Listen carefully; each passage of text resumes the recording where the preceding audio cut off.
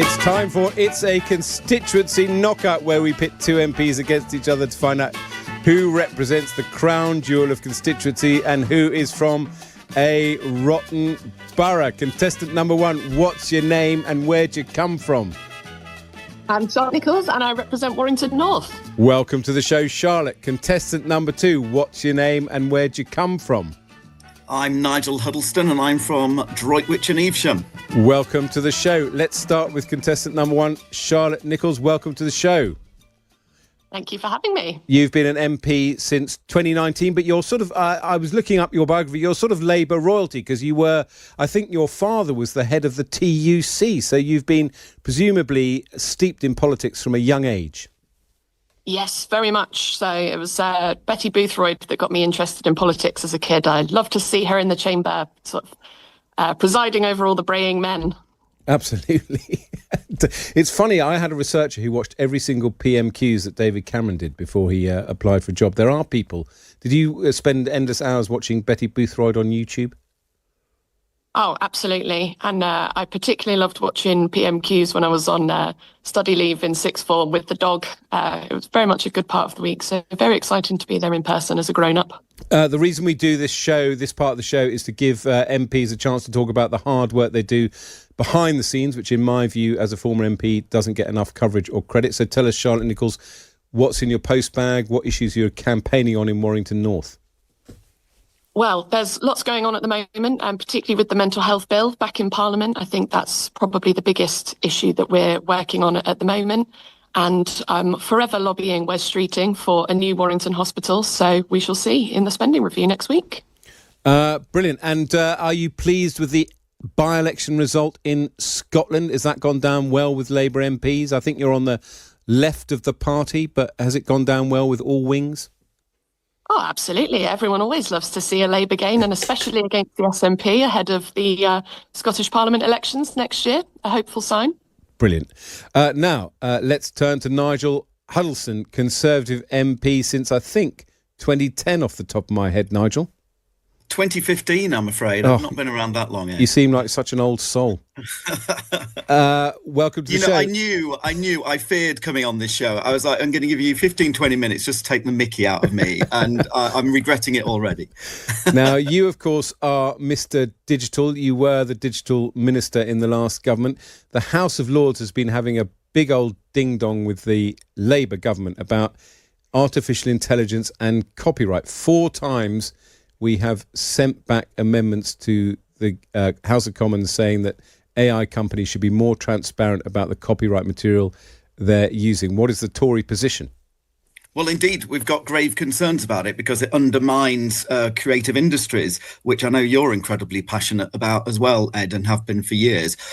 So I think it's the wrong measures. Actually, we definitely need to sort out the rules and regulations and the protocols in this area. There's no doubt about it. It's a new and emerging sector that's got its problems. But what Labour are proposing is not the right solution. It could undermine one of the best bits of our economy and where the major growth is. Have you got a shadow job, Nigel?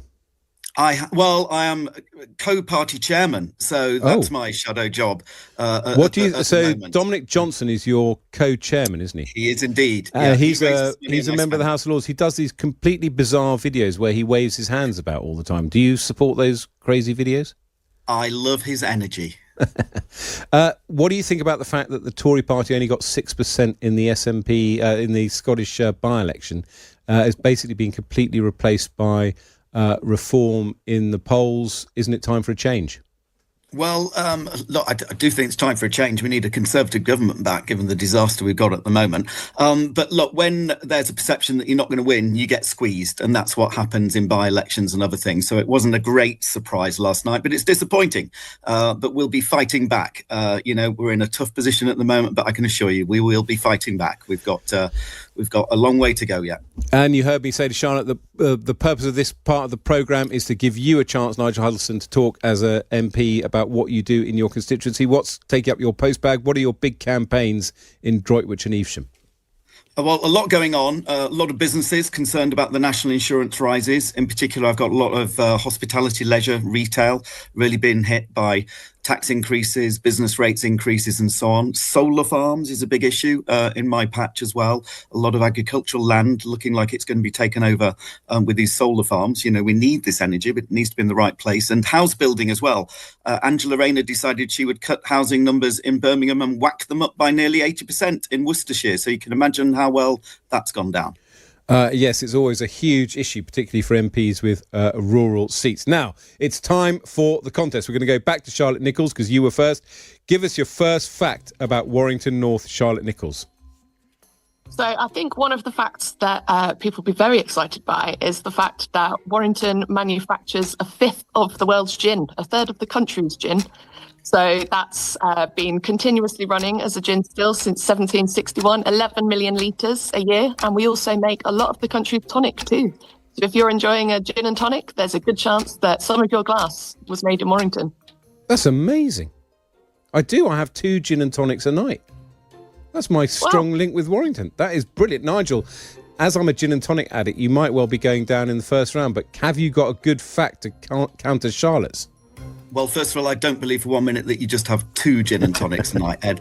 But look, I would say this. The origins of the Stars and Stripes, the US flag, is not organically developed from the USA, but actually started in my constituency because it can be seen in a church 2 miles away from where I'm talking to you now, because it's the family emblem of the Washington family, and a lady called Penelope Washington is buried in this church. She was a relative of George Washington, and you can see clearly on her tombstone that it is a family emblem of Stars and Stripes. So George Washington is probably not as noble as people think. He didn't, allow the Stars and Stripes to develop organically in the US. He basically imposed his family emblem on the US national flag.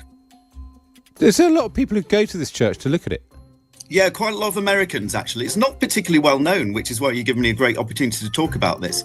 I've got to say, Charlotte, I thought you were going to win because of my addiction to gin and tonic, but I've got to say, if you've got a church, a grave in your constituency, which is arguably the origin of probably the most famous flag in the world, and I literally did not know that, I'm afraid I've got to give round 1 to Nigel. That is a cracking and amazing fact. Charlotte, you've got a chance to come back and make it 1-1 with your second fact. So second fact, we are a nation of animal lovers, and the good people of Warrington North are no different. And we're actually home to the oldest horse that ever lived, Old Billy. So he died at the age of 62 back in 1822, but we're actually still commissioning artworks of him. Just last year, we had a big festival, in fact, because Old Billy's taxidermied head was repatriated to Warrington from the Museum of Bedford, and we had a whole session of different activities organised by Culture Warrington to celebrate that. Oh, I tell you, Charlotte, sticking in an animal fact is always a very good tactic. Nigel, can you come back? Oh, this is dangerous, isn't it? Horses' heads are difficult to beat. Droitwich in my constituency was mentioned more times in the Doomsday Book than any other place, any other location. It's historically significant for its salt production. In fact, actually, Droitwich means royal salt. Droit royal, which means salt, and the salt content produces it's 10 times stronger actually than normal seawater. It's about 30% natural salts, and to this day we produce some of the highest and best salt in the world from Droitwich. Wow. So I could have some of your salt with the tequila slammer that I traditionally have after my 2 gin and tonics. That's brilliant. But I have to say, Charlotte wins round 2. It's a horse fact. The world's oldest horse, it is the world's oldest horse, coming from her constituency, cannot be beaten. It's 1-1. Charlotte to take the title with your third fact. Thank you. So obviously there's lots of things that people come to Warrington to visit. We had the country's first public library, the nation's first IKEA, but we don't just get visitors from around the world and across the country, we get them from outer space as well. The Risley Silverman, an alien who was spotted in 1978 outside the Department of Atomic Energy reactor. It's now the Atomic Energy Agency. A giant humanoid figure, 7 feet tall, lasers shooting out of his eyes. Is it real? Is it a hoax? Who can say? But as I said, we're intergalactic visitors here. How do we know about this humanoid? Did somebody just say I saw an alien, or is there a kind of photograph? So it was spotted in 1978 by a man called Ken Edwards on his way home and has been the subject of lots of discussion ever since. Well, it's literally just Ken saying I saw this bloke. That's it. So That's the only evidence.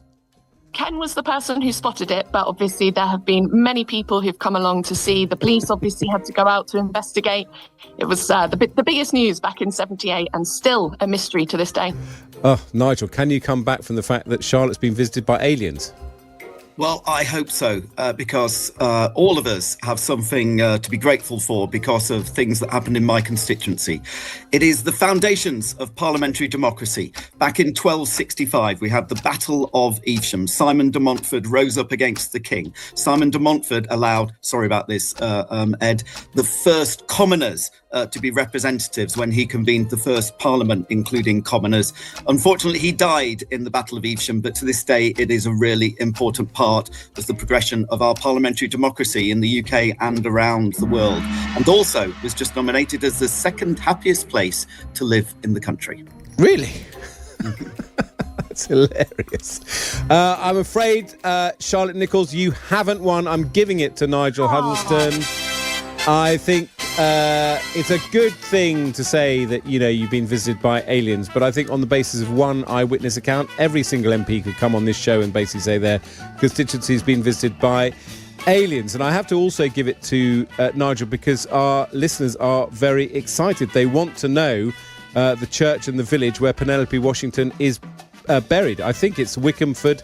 The village is Wickhamford. It's St John the Baptist Church in Wickhamford in Worcestershire. Your tourism economy is about to go through the roof. I also gather from Ken, the golf course lawnmower, that Droitwich is the home of the soon-to-be switched-off BBC long-wave transmitter. Is that true?